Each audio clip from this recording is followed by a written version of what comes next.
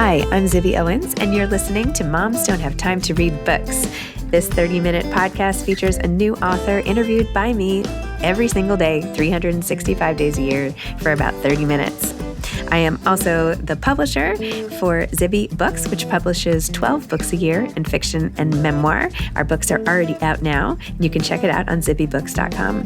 And we have a magazine called Zibby Mag, where we have lots of wonderful essays and lifestyle features. That's at zibbymag.com. We have classes at zibbyclasses.com. And I recently opened a bookstore in LA called Zibby's Bookshop at 1113 Montana Avenue at 11th Street in Santa Monica.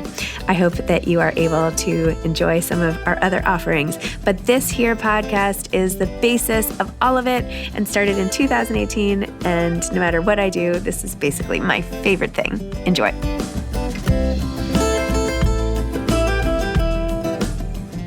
Alexandra Potter is the author of Confessions of a 40-something fuck up. I mean, it has two little ellipses, so you don't always read it, but that's what it's called. By the way, I am obsessed with Alexandra, and she is going to be interviewing me for the launch of my novel, Blank, which comes out March 1st. And she and I are going to be in conversation at Zibby's Bookshop in Santa Monica, and I am so excited for that. So thank you to her for that. She is amazing. Definitely go follow her and read everything she's written. Okay, Alexandra Potter is the best-selling author of numerous novels, including this one, Confessions of a 40-something F-Up, which is now the basis of a major TV series. These titles have sold in 25 territories and achieved worldwide sales of more than 1 million copies, making the bestseller charts around the world. Born and raised in Yorkshire, Alexandra lived for several years in LA before settling back in the UK. She currently lives in London with her California husband and their Bosnian rescue dog. FYI, from her website, she says that her childhood dream was always to be a writer. She graduated from Liverpool University with a degree in English literature and worked in magazines in London. She traveled to Sydney, Australia, and landed a job at Vogue. Her first novel, What's New Pussycat, was published in 2000, a week before her 30th birthday, and made it to the top 10. She's written 12 novels, including Be Careful What You Wish For, Me and Mr. Darcy, which won Best New Fiction Award at the Jane Austen Regency World Awards, Love from Paris, which was shortlisted for the RNA Comedy Award, and now, of course, her latest. Aside from her novels, she also wrote a short story for Radio 4 and has contributed to several anthologies, including Girls' Night in aid of the international charity War Child. Her book, Confessions of a 40-something F-Up, is the basis of the ABC show Not Dead Yet. Welcome, Alexandra. Thank you so much for coming on Moms Don't Have Time to Read Books to discuss Confessions of a 40-something F-Up. Thanks, Zibby. It's wonderful to be here. It's so meta because the protagonist of your book ends up being a podcaster. And here I am as a podcaster asking you about the book about the podcaster. So it's like a full circle moment here.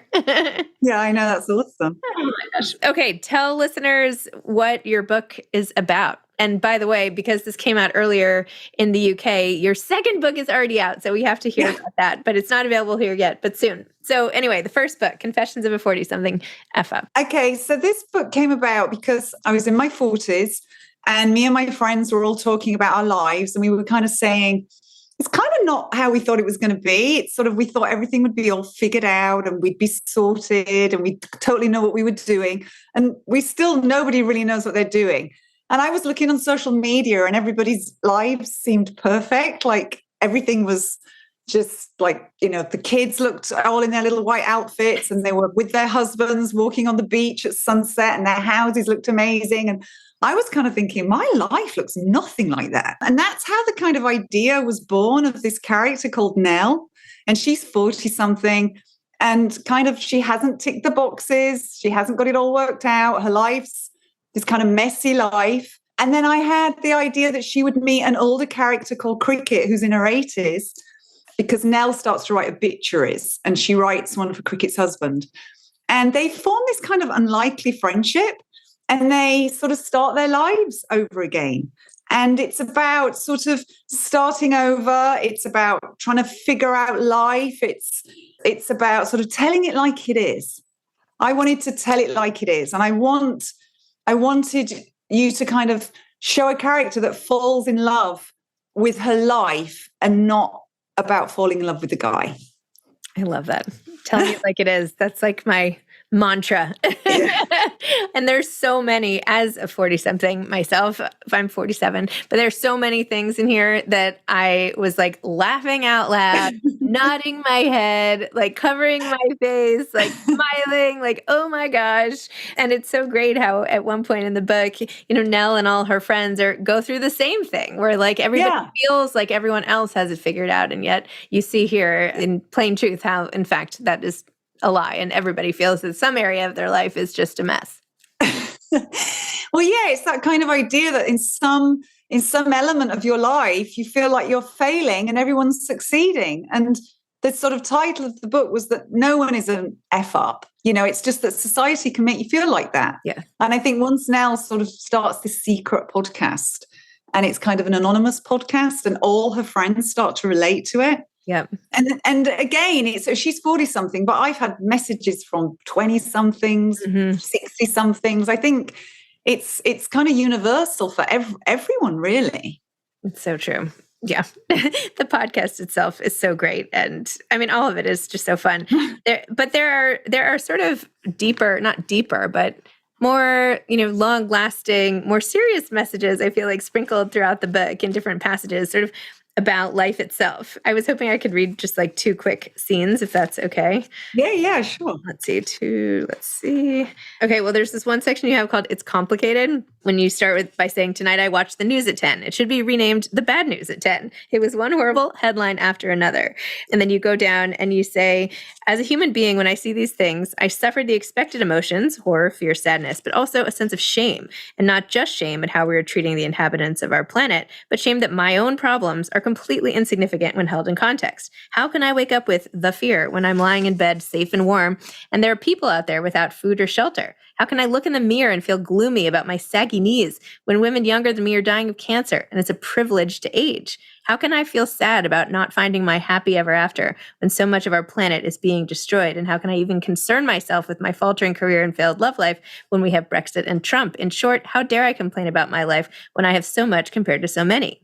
The answer is, I don't know, truly. I know all these things to be true, and yet I still feel all of these other things. They jostle alongside each other, like the paradox that life so often is. For so much of the day, I forget about the big stuff. Like most people, I'm just focused on getting through each day and the small stuff that affects my life and those closest around me. But then I'll hear about some tragedy or watch the news and suddenly I'm reminded again, ... And I swear to myself I'll never complain about anything ever again. But of course, I do. We all do. And then you sum up by saying, if getting older has taught me one thing, it's that I feel so many conflicting things about so many different things. And to negate or stifle any of them doesn't make them go away. Emotions don't necessarily have a moral compass. Feelings can't be shamed into disappearing. Suppressing and ignoring them will only make them come back to bite you in the therapist chair. Because this is what I've learned. Sorry, this is a long excerpt. I can feel like I don't know what the hell I'm doing and refuse to look in mirrors with overhead lighting and still go on the Women's March and roar like a mother effer. I can weep for that father who lost his daughter and pray for the friend I don't know. And a few days later, be scrolling and despairing that I am not taking beach selfies with my handsome husband. And I can marvel at a sunset and think how lucky I am and wake up in the night with the fear because life is complicated. And so are we. Oh, I loved that so much. That just writing can be really hard, but that passage just completely flowed out of me when I wrote that because it's something that I really feel. And I feel all those things, it's complicated, isn't it? It's like, how can I complain about all these little trivial things when the stuff that's going on in the world, when you look at the news, but we do. And that's being human, isn't it? It's just, that's human. And a lot of people have related to that passage, I think, that chapter, because we care about the big stuff and the little stuff. It's like when she says, I can't believe I'm complaining about my saggy knees or having cellulite or not having, a gorgeous husband when, there's wars going on and people don't have food and shelter. No. I tried to make this a fun book, but I wanted to put some deeper stuff in there because I think the age I am now, that's the kind of stuff that I'm thinking about. Well, it's so true. I think about this kind of stuff all the time. And then I feel bad yes, for all my feelings. Like it's so trivial that I even have these stupid feelings, and then I feel even worse about whatever I was feeling bad about to begin with. Yeah. But we shouldn't feel bad. It's human. We all do it. All of us do it. Yeah. But still, it's hard. Yeah. And then you also have, I won't read such a long passage next time, I promise. But you talked about this whole, the invisibility of aging women and how, like, if you don't want to be known to, the construction workers who like whistle when you walk by, don't worry, just wait. You'll be 40 one day and you will get this magical gift. You don't even have to like beg for it. And so at the end of this whole thing, which of course is so funny because you're hilarious, or Cricket says, I'm not saying this to be trite or to make you feel better, but believe me when I say this, the people who matter will see you no matter what. And I loved that too. It's so true. And it was kind of, Cricket says it's your superpower. Being invisible is actually a superpower, because now it sort of talks about how when she was a kid, she wanted to be invisible. And now she's a 40-something woman and she just totally feels invisible. And then Cricket spins it on its head. And I think that line that Cricket says about, trust me, the people that are important, they will always see you. And those two characters see each other. Yep. Because I think Cricket, as an 80-something woman, feels very invisible. And so that's kind of a really important thing that I wanted to get across, that it's actually not such a bad thing being invisible, because it gives you a real freedom, I think, as you get older, to be able to do things that you wouldn't do when you were younger, because you feel so vulnerable, because you feel like everyone's looking at you. Yep. And then Cricket's like, well, now we don't care. Like, we'll just do whatever we want. I know. It's great. I love the characters so much. I mean, Nell feels like, this is a question that I hate to even ask a novelist, but like, how close is Nell to you? Is this like pretty much you, or just like, how are you two the most different? I think Nell's the fictional character. So there's bits of me in there, but what I loved about writing the character of Nell is that Nell's really nice. She's super nice. She's always helping her friends out. And I think that there's definitely elements of me in Nell. Like, I think there's bits of me in all my characters. There's bits of me in Cricket. There's bits of me in her other friends. But she's not me. It's not a memoir. Because it's really funny, when I first wrote the book, a lot of people thought they were reading a nonfiction book. And I had to say to people, no, I'm actually not Nell. And a lot of people were like, where's the podcast? And I was like, well, there isn't a podcast. It's a fictional podcast. So have you thought about starting the podcast? I would love to start the podcast. It's time. Podcasts are, I have friends that have podcasts, as I'm sure you know, and they take up a lot of time, and you've got to be super committed to doing a really good podcast. And it's difficult when you're writing books at the same time. Yeah, let's go back to the writing books part. Yeah. So wait, take me back to the beginning of your career, and like, how did you get started writing books? Where did this all come from? Blah, blah, blah. Like, take me back. So as a small kid, I was always writing short stories, always making things up in my head. I had a really great imagination. And then I loved English. I loved reading. I was that kid, with my head in a book. I went to university. I did English literature. And then when I left, I really wanted to work in magazines. And so I worked in women's magazines for all through my 20s. But I couldn't I was always sort of like the freelance feature writer, or I was doing the sub-editing, and I couldn't climb up the ladder. I couldn't get the jobs I used to apply for. And then one day I was sitting at work, and I was subbing an article about 6 writers under the age of 30 that had written their first novel. And they gave advice about how to write a novel. And I thought, you know what, I'm going to have a go at this.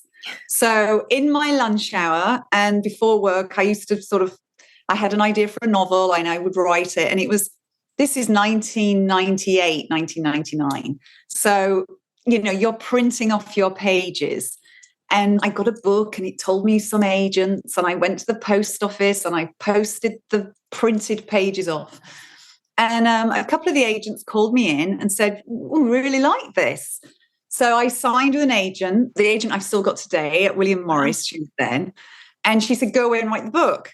And I was like, well, how long have I got? And she said, well, as long as you want, just as quickly as you can.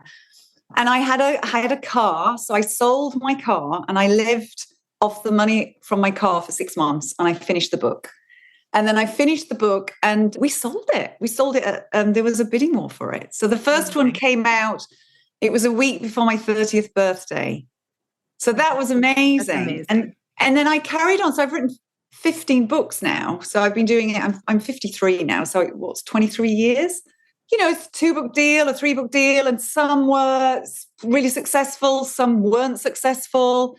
And I was writing a lot of romantic comedies, and I started doing romantic comedies with a magical twist. That was sort of my USP. So it was, you know, a woman would meet herself age 21, and it was kind of a time travel book about what would you tell yourself if you could tell your younger self things. And the idea is actually it's the younger self that teaches the older woman how to live life again. And there was a book about someone that goes on a Jane Austen tour and gets to date Mr. Darcy. And there are all these kind of books. And then I got to a period where I was in my mid-40s and I fell out of a book deal and they didn't sign me up for another book deal. And I was like, whoa, so what do I do now? Because that's all I'd been doing. And then I took some time out. I got married in my 40s and I just got married. And so then I was thinking, okay, I want to keep writing, but you know what? I think I want to write something different. And because I'd got older, different things matter to me now. It wasn't just about a 20-something girl wanting to meet the guy. It was more about this kind of stuff that you just read, you know, deeper things, you know, the issues that we're all facing. And so that's when I came up with this idea of an older character. And I wanted to just make it real. I wanted to make it really relatable and also weave in a lot of the issues that affect all of us. And that's how the idea for Confessions of a 40-something F-up came. And I'd actually had that title for about 15 years. And I kind of kept it in my back pocket, thinking I'm going to use that title one day. And so I pulled it out. Amazing. Oh my gosh. I love that. I haven't read your other books, but do you use the same stylistic, clever, funny things that you do here, where you have like little lists and you have, you know, pretend excerpts of other articles and like the formatting and the way you keep the reader engaged in this like multi-format? Yeah, not so much. This 40-something one was the first time I've kind of done that, because I think a lot of people find it difficult to find time to read a novel now. You know, just like the name of your podcast, no one's got any time. And so I wanted to I make the chapters really short. Yep. I wanted to put like funny little WhatsApp conversations in and, you know, a little, you know, you sort of have the idea where Nell's lost her libido. Yeah, that was so funny. Like oh my gosh. It's like it's a lost missing dog. Persons. Yeah. So I try to put funny little things in that. So if someone doesn't have a lot of time to read, they can just read, you know, like 1 or 2 pages.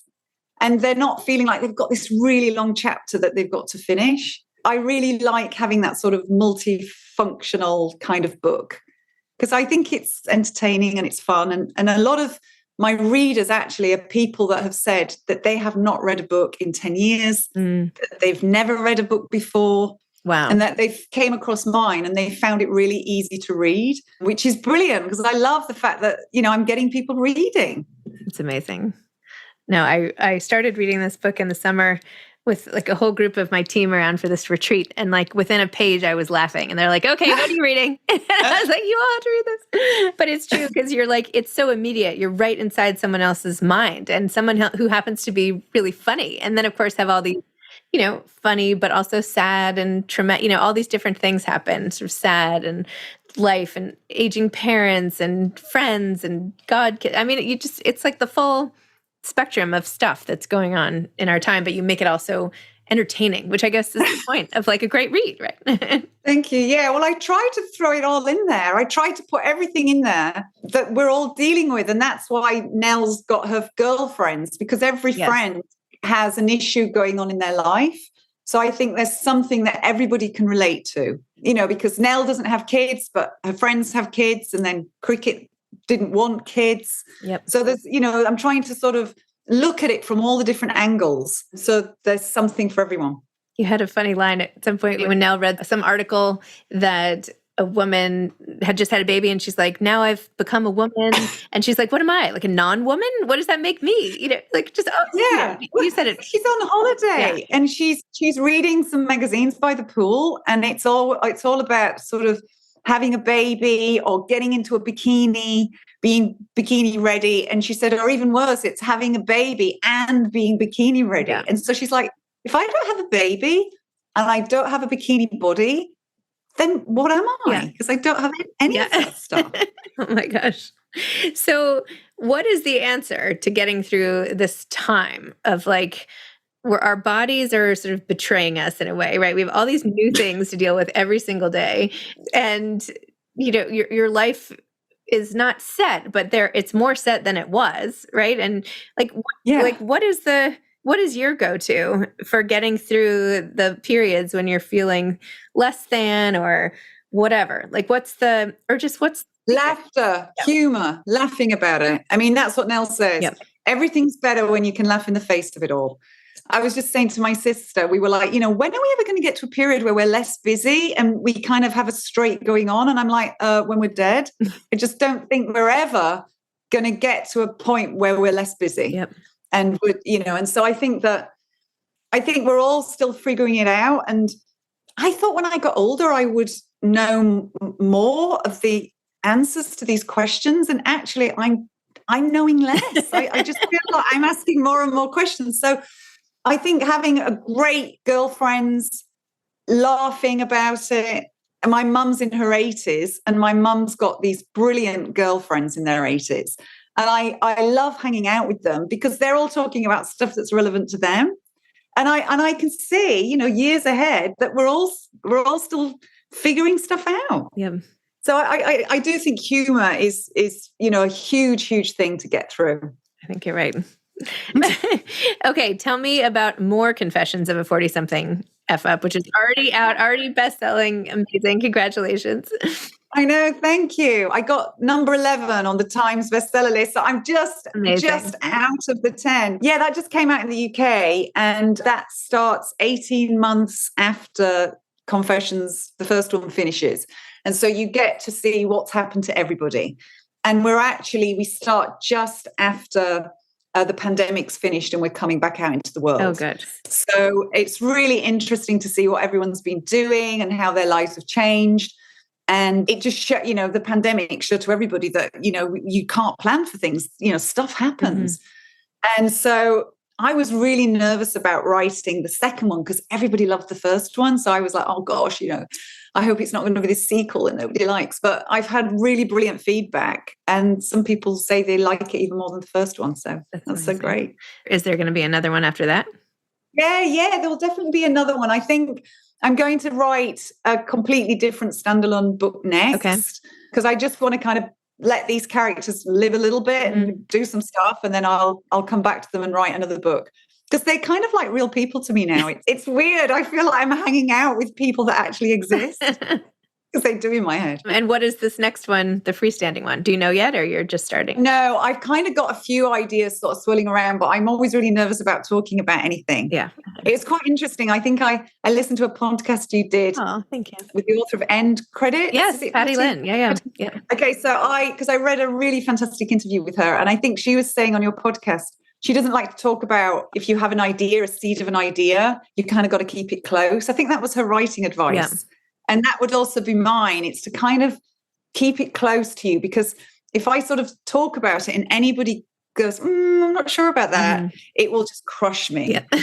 And so I kind of have to kind of really get it to live in my head first before I then start to talk about what I'm going to do next. Totally understand. Definitely going to write. I'm going to write something new, something fun, something in the same vein. And tell me a little more about your whole process and where, like, what does it look like when you're writing? Are you like on your lap on the beach, or like where? Yeah, no, I'm really super organized. I have a little office at my house in London, and I have a huge cork board on a wall, and I map everything out with Post-it notes, and every character is a different color.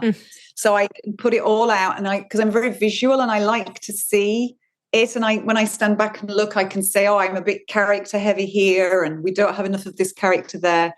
And I know some writers, some friends of mine, they just kind of start writing and they just go for it. Whereas I have to have had this whole thing plotted out. I feel like I need to know the end so that I can work backwards and put the reveals in and the little twists and the pacing. And And then, so once I've planned everything out, then I it's a full-time job. It's Monday through Friday. I try put in a full working day. And yeah, I switch the phone off. I have to put it in the attic because it's it's so addictive to turn that. And also now writing, it's really, for an author, you do so much social media now, which, back in the day, it just didn't exist. So you didn't have to do that stuff. So that can be both distracting, but also fantastic, because I never used to know what readers thought of my books. You couldn't interact with anybody. And it was like so great interacting with you. It's really great that you can, people can, I get these wonderful messages from people that say, we've read your book, and they tell me their stories. And I love that. But so I spend quite a lot of time on social media, which is work. Yes. And so you're writing, but you're also doing a lot of engaging and promoting. But I really like that compared to how it used to be 20 years ago. I prefer it. What's the trick to longevity and staying a working novelist for your whole career? Because it's an enviable spot for many who are just starting out. Yeah, I think definitely sort of being dogged about it. And also it's a wheel that turns, and you're going to have some books that you think are great, and they are just not going to sell. And then the wheel will turn, and, you'll write a book and it will be a bestseller. And definitely, I've been in this game for 24 years now, which I never thought. I thought I would write one book and then that was it. And so I think looking back, it's just about being really determined, putting your bum in the chair and writing, even though you've got a million other things to do, because we've all got a million things to do, haven't we? Life, you could just spend all day kind of doing life stuff. And so I think it's about being really sort of determined to write, knowing that you're going to have, highs and lows, and also loving what you do. I really am passionate about what I do. I love creating characters. I love writing books. I love making someone feel seen, someone that felt lonely has read my book and they relate to it, and it's made them laugh and it's made them uplifted.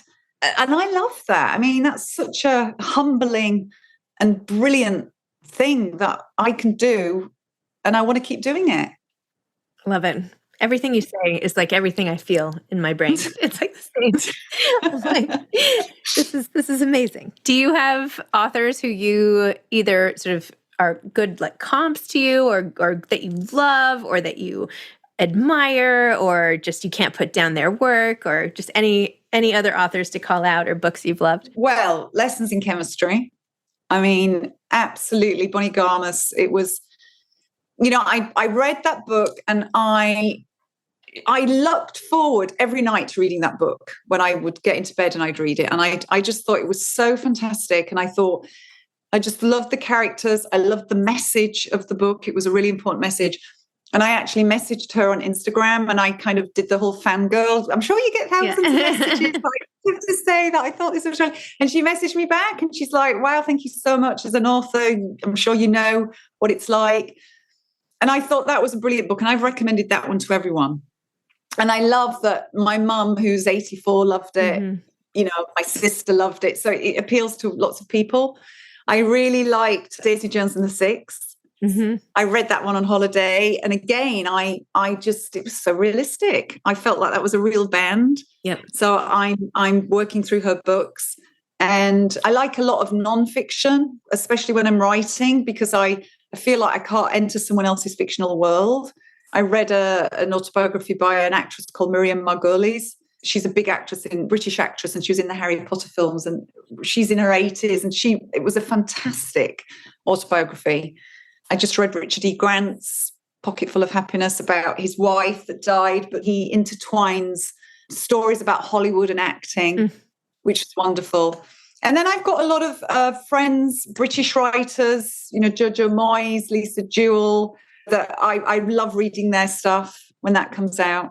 And then, of course, I'm always reading my phone.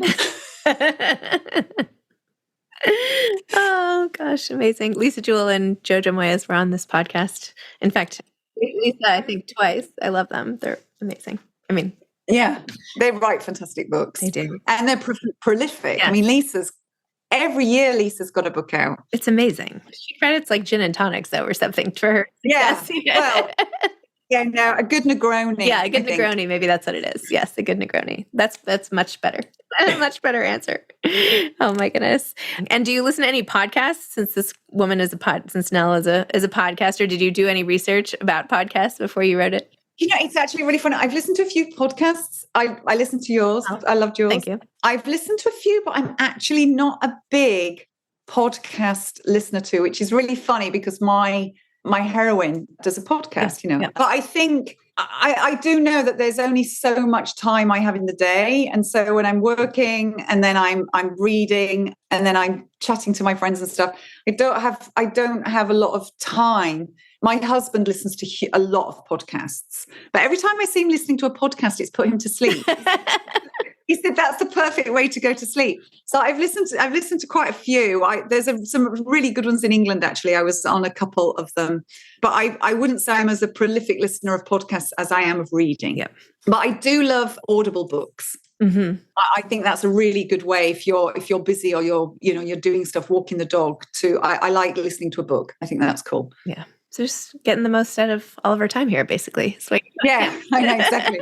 Oh my gosh. Alexandra, thank you so much. I am like the biggest fan of yours. I can't believe it's taken me so long to find you. And I like clung on every word. I love your sense of humor. I'm just so into what you write. So I can't wait for the next one. Oh, thank you. Did you see the show that they did? No, and I'm sorry, I meant to mention that. You turned it, it's called You're Not Dead Yet or something. Let's not. Yeah. No, I just wondered if you'd seen it. No, and now I have to obviously go watch it. Congratulations on the show. I should have said that. Oh, thank you. I have it in your bio at the beginning, which I'll record later. I know. Thank you so much. And it's been picked up for season 2. So fingers crossed.